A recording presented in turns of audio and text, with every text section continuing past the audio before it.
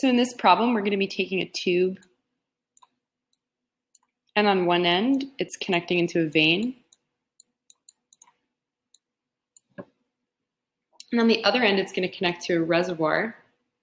This is going to be open to the air, has some fluid in it, and we're given the density.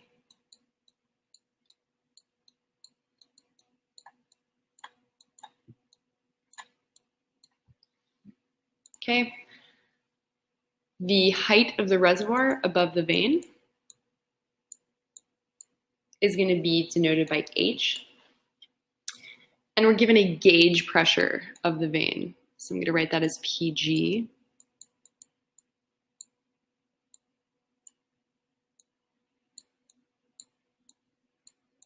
We'll talk a bit about what that means. So first, what are we trying to find in this problem? Well, we're looking for the minimum height so that water will flow from the reservoir into the vein. And so just to make sense of all the values we're given, let's talk about what a gauge pressure is. So a gauge pressure is not an absolute or total pressure. So here, we're not talking about the total pressure in the vein. We're talking about the relative pressure inside the vein to outside the vein. So inside the vein, right here, outside the vein, that's going to be at our reservoir. So it's going to be really important to keep that in mind as we make sense of things. And so let's really quickly just go over the conditions that we have. So notice that the density is constant. And we're also told in the problem that we don't have to deal with any viscosity effects. We can ignore that. And so when we're first considering the problem, nothing in the fluid is moving at first. So it's a static fluid scenario. So nothing too complicated is going on here. Ultimately, we're going to need to relate the pressure differences in the fluid to the height differences. And so sort of using that as intuition, equation 12.6 from the text is going to be pretty handy. So I'm just going to go ahead and write that down, and then we'll make sense of the terms.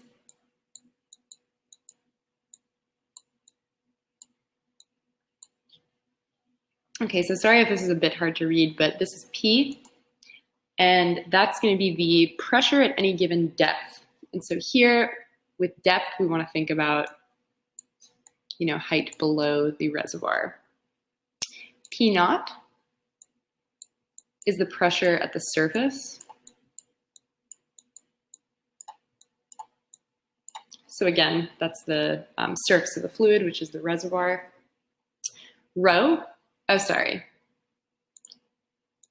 So this is supposed to be a plus.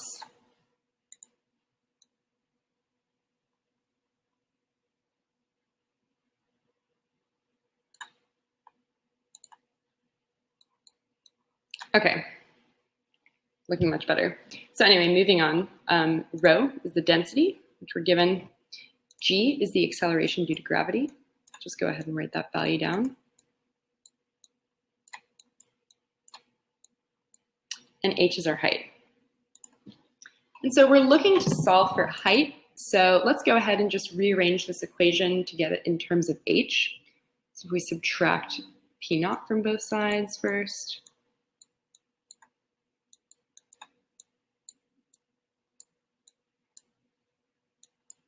Divide out the rho G on both sides.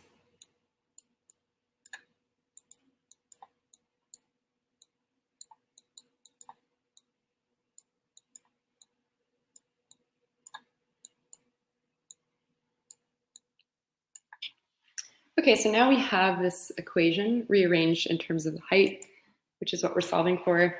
And let's just really quickly take a look at the equation and see what we have and what we don't have. So we're looking to solve for H. We are given the density, so we have that. We know the acceleration due to gravity. And here we have P minus P naught. That's a pressure difference or a relative pressure. And so keep in mind what we're given in the problem is a relative pressure. So let's just really quickly make sure it makes sense. So if H is the height of the reservoir above the vein, then P here is going to be the pressure at the depth of the vein, and P naught is going to be the surface pressure, so it's going to be at the reservoir.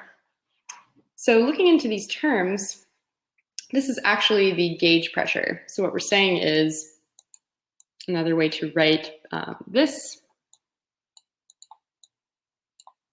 in terms of our variables that we have is P minus P naught. So we have everything we need. So let's go ahead and plug these values in and solve for H.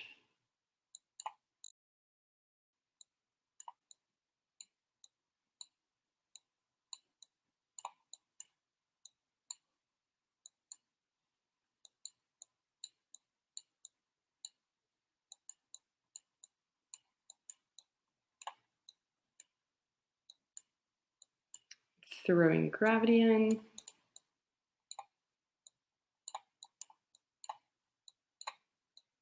Okay, and so if you evaluate this in your calculator, you should get approximately 0.58, and we're talking about height, so it's going to be units of meters. And so that's the minimum height where you'll start to see fluid flowing from the reservoir into the vein.